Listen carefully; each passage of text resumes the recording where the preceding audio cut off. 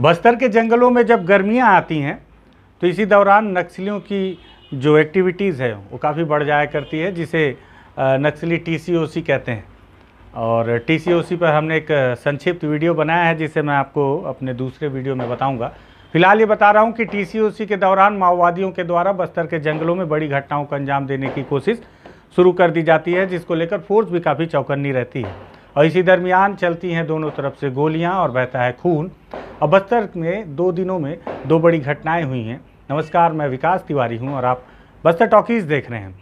बस्तर में 2 दिनों में 2 बड़ी घटनाएं क्या हुई? सबसे पहले तो कल नारायणपुर क्षेत्र में जवानों के लिए काफ़ी नुकसान का दिन था। नुकसान का दिन इसलिए था कि सबसे पहले जो नारायणपुर के अबूझमाड़ के इलाके में अलग अलग क्षेत्रों में सड़कों का निर्माण हो रहा है। और आपको पता ही है कि बस्तर के अंदरूनी इलाकों में चाहे भ्रष्टाचार जितना भी हो, लेकिन सड़क में मैंने पहले भी बताया था कि सीमेंट, रेत, गिट्टी के अलावा जवानों का खून भी लगता है। तो ये खून बहाने के लिए जवानों के द्वारा सड़क निर्माण के दौरान जो सुरक्षा दी जाती है, इस दरमियान माओवादियों के द्वारा उस कमज़ोर हिस्से की तलाश की जाती है जब वो जवानों को आसानी से नुकसान पहुंचा सकें। और वो कमज़ोर हिस्सा कल माओवादियों को मिल गया था। दरअसल कल नारायणपुर के सोनपुर इलाके के ढोंडरी बेड़ा इलाके में आईटीबीपी 53 बटालियन के जवान जब सड़क के निर्माण के दौरान सुरक्षा देने के लिए पहुंचे हुए थे, तो उस दरमियान माओवादियों ने उनके लगातार हो रहे गश्त को देखते हुए उनके रास्ते पर प्रेशर बम प्लांट कर रखा था। और जैसे आईटीबीपी के एक जवान का पैर उसमें पड़ा और ब्लास्ट हो गया। ब्लास्ट होने के बाद आईटीबीपी 53 बटालियन के एक जवान जो कि एएसआई हैं, राजेंद्र सिंह उनका नाम है, वो उसकी चपेट में आ गए, बुरी तरह से घायल हो गए। और उनके साथ ही एक और जवान जिनका नाम महेश है, वो भी घायल हो गए। दोनों को नारायणपुर के जिला अस्पताल लाया जाता, तब तक राजेंद्र सिंह शहीद हो चुके थे। वहीं महेश की स्थिति काफ़ी क्रिटिकल थी और उनकी गंभीर स्थिति को देखते हुए जो पुलिस के द्वारा उन्हें हेलीकॉप्टर से रायपुर के एक बड़े हॉस्पिटल में इलाज के लिए रेफ़र कर दिया गया है। समय बीता ही था कि नारायणपुर के ही अमदई घाटी के पास भी माओवादियों ने दूसरा आईडी ब्लास्ट किया, जिसमें सीएएफ के 9वीं बटालियन के एक जवान के घायल हो जाने की जानकारी मिली। हालांकि घायल जवान को भी तत्काल नारायणपुर के जिला अस्पताल लाया गया और उन्हें बेहतर उपचार के लिए उन्हें भी रायपुर रेफ़र किया गया। वजह यह है कि बस्तर के अंदरूनी इलाकों में यदि आप बात करें तो बस्तर के जगदलपुर का जो मुख्यालय है, यहाँ एक बड़ा अस्पताल है मेडिकल कॉलेज के तौर पर, लेकिन इतना बड़ा नहीं हो पाया अभी तक कि यदि जवान गंभीर रूप से घायल हो जाएं तो उन्हें तत्काल यहाँ बेहतर उपचार मुहैया करवाया जा सके। और यही वजह है कि कई जवानों की मौतें समय पर इलाज नहीं मिल पाने की वजह से भी होती रही। अब आप सोचिए कि जो जवान बस्तर की सुरक्षा में लगे हैं, अगर उन्हें समय पर उचित इलाज नहीं मिल पाता तो बस्तर के अंदरूनी इलाकों में रहने वाले आदिवासियों के लिए करोड़ों रुपए खर्च करने वाली सरकार उन्हें किस तरह का स्वास्थ्य मुहैया करवा पाती होगी, स्वास्थ्य सुविधा। खैर, दूसरी घटना, पहली घटना तो ये हो गई पहला दिन कल का। 2 दिनों में कल जवानों को काफ़ी नुकसान उठाना पड़ा और मुझे लगता है कि माओवादियों की जो चाल थी वो कहीं ना कहीं सफल रही। और आज दूसरे दिन आज सुकमा और दंतेवाड़ा के बॉर्डर इलाके में कटेकल्याण थाना क्षेत्र के अंतर्गत में गोरली और मुथेली, ये 2 गांव हैं और इन गांवों के बीच में आज एक बड़ी मुठभेड़ हुई है, जो पुलिस ने जानकारी दी है।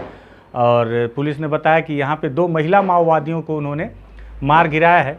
घटनास्थल से जो साक्ष्य बरामद हुए हैं उसकी जानकारी देते हुए पुलिस ने ये भी बताया कि जिस तरह से घटना स्थल की जो स्थितियां हैं उसे देखकर लगता है कि और भी बड़ी संख्या में माओवादी इस मुठभेड़ में घायल हुए हैं। आधे घंटे से अधिक समय तक ये मुठभेड़ चली और इसमें जब मुठभेड़ थमने के बाद घटनास्थल की जब सर्चिंग की गई तो वहाँ से 2 जो महिला माओवादियों के शव बरामद किए गए हैं।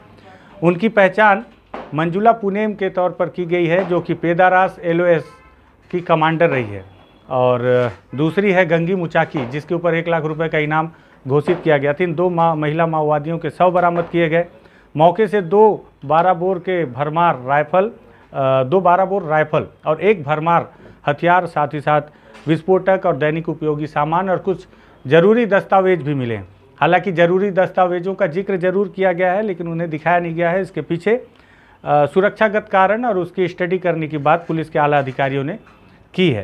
साथ ही साथ अब आपको बताऊं कि जिस तरह से टीसीओसी का ये जो समय है, इस दरमियान पुलिस के जवानों की ये सोच होती है कि यह दिन जैसे भी सुरक्षित कट जाए। कारण ये होता है कि माओवादी इस दरमियान बड़ी घटनाओं को देने की फिराक में रहते हैं। और ये जो इलाका है जहाँ पे आज बड़ी मुठभेड़ हुई, इसके लिए सुकमा और बीजापुर से डीआरजी, सीआरपीएफ और एसटीएफ की संयुक्त टीम को दोनों ही तरफ से घेरा गया था माओवादियों को। और पुलिस के अधिकारियों ने बताया कि लंबे समय से वहाँ पे जो मंजुला है, इसके नेतृत्व में एक बड़ी टीम के होने की जानकारी पुलिस को मिल रही थी और उसी आधार पर दोनों जिले से इस संयुक्त ऑपरेशन को लॉन्च किया गया था। हालांकि इस पूरे ऑपरेशन में 2 महिला माओवादी मारे गए हैं।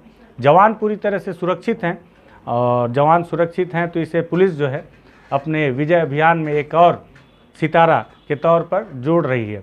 देखा जाए तो बीते लगभग 10 से 15 दिनों में माओवादियों को लगातार कई नुकसान हुए हैं। पुलिस के अगर दावे की बात की जाए तो आपको याद होगा बीजापुर के इलाके में कुछ दिनों पहले 2 महिला माओवादियों के मारे जाने की जानकारी मैंने दी थी, जिस दरमियान मैंने आपको उनकी कुछ किताबें भी दिखाई थी।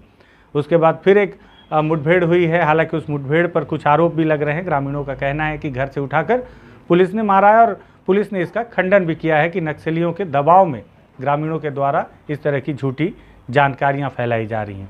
वहीं आज का जो मुठभेड़ था, आज के मुठभेड़ में भी 2 महिला माओवादियों को जवानों ने मार गिराया है। कुल मिलाकर देखा जाए तो टीसीओसी में अभी तक माओवादियों को ही बड़ा नुकसान उठाना पड़ा है। हालांकि एक जवान आईटीबीपी का भी इस दरमियान शहीद हो गया है।